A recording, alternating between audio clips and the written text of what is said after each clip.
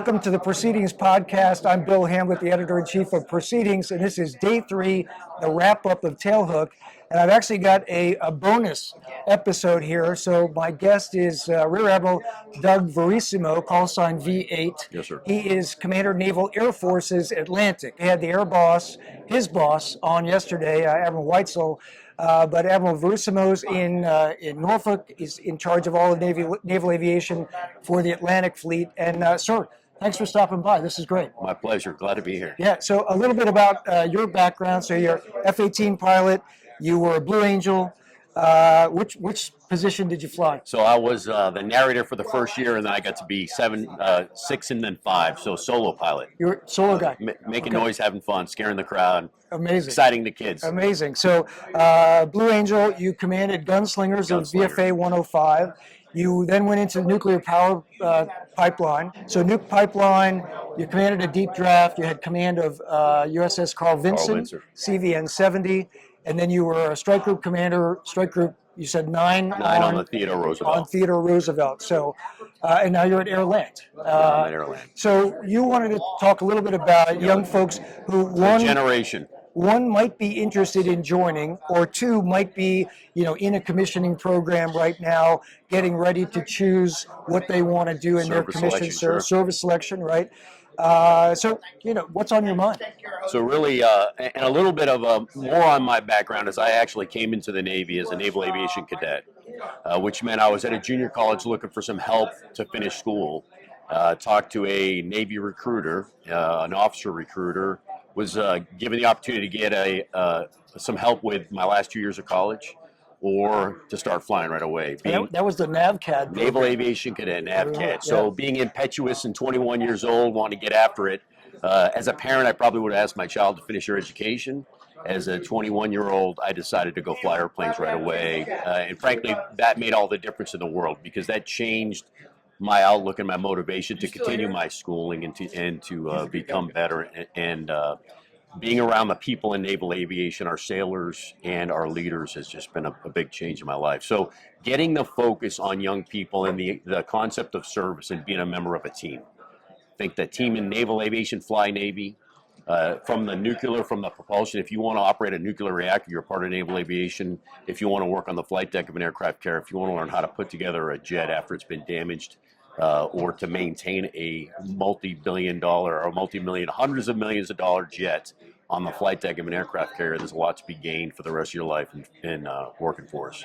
So lots of skills, opportunity for service, high technology. Working with great people. And work with great people, right, and go do important things. As CEO of a squadron and CEO of a carrier, right, what was your experience? How the sailors doing these days?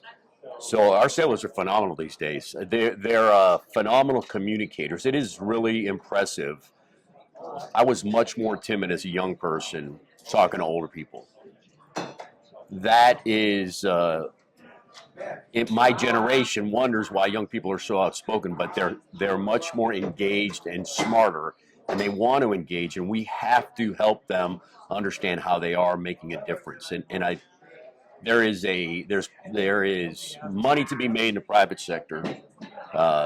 There is a free education in naval aviation that can help you, whether you fall in love with this business, stay 35 years like I did, right, or you do your initial commitment and take what the nation has given you and continue to give back to the nation somewhere else.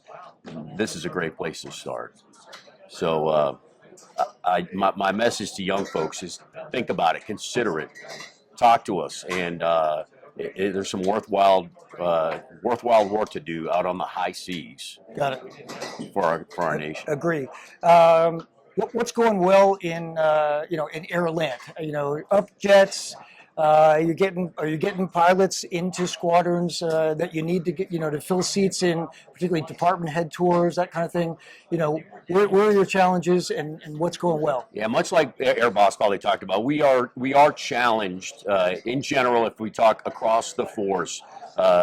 And I don't want to keep beating the drum, but getting the young people interested in joining the uniformed service is a little bit more challenging now. I think part of that is messaging.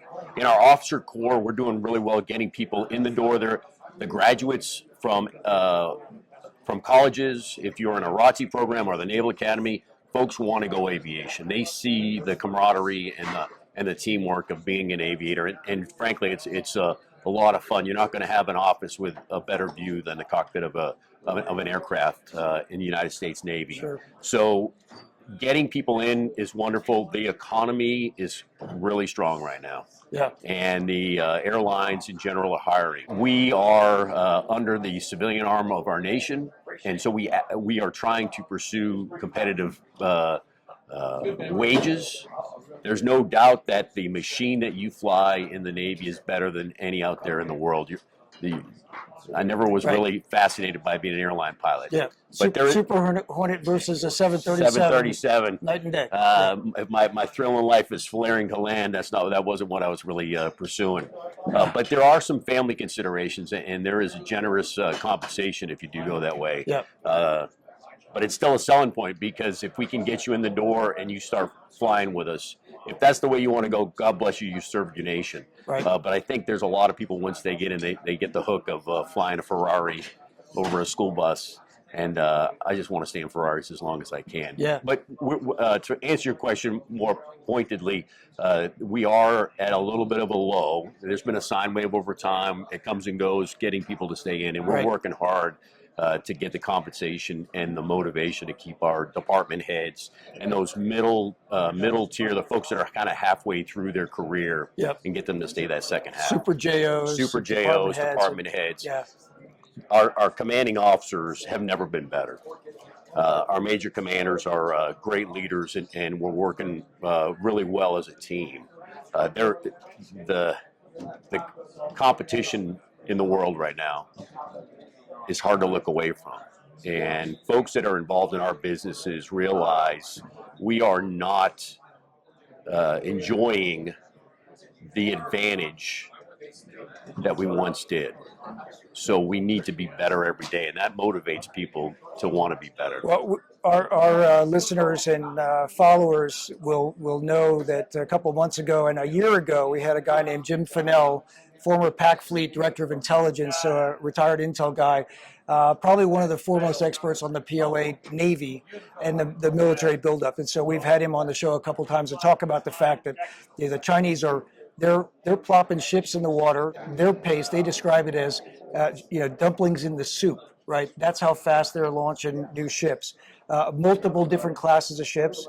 And so numerically, the United States Navy is a smaller Navy than the PLA Navy now.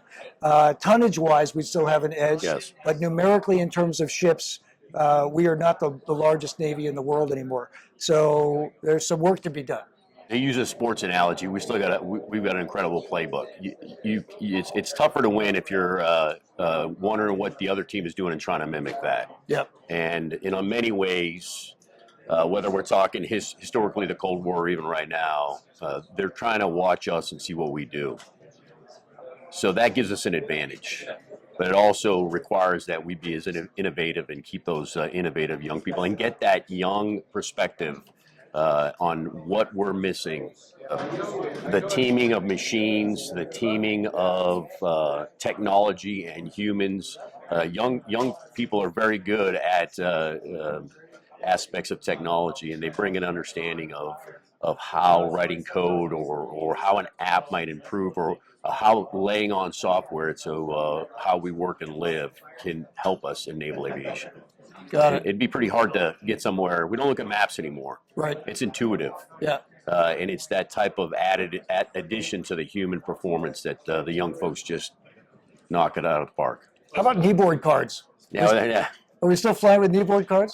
There's still a little bit of paper in the cockpit, but not nearly as much. So much more is now embedded into the aircraft. Got it. So you bring your brick. You bring your brick, you plug your brick in, okay. and yeah. So there's still there's always a couple pieces of paper just for updates, backup kind of stuff. But the mission planning and all of that. If you want to work with cutting edge software and mission planning, and think about if you want to become a planning expert and a mission, how you attack a problem and methodically execute.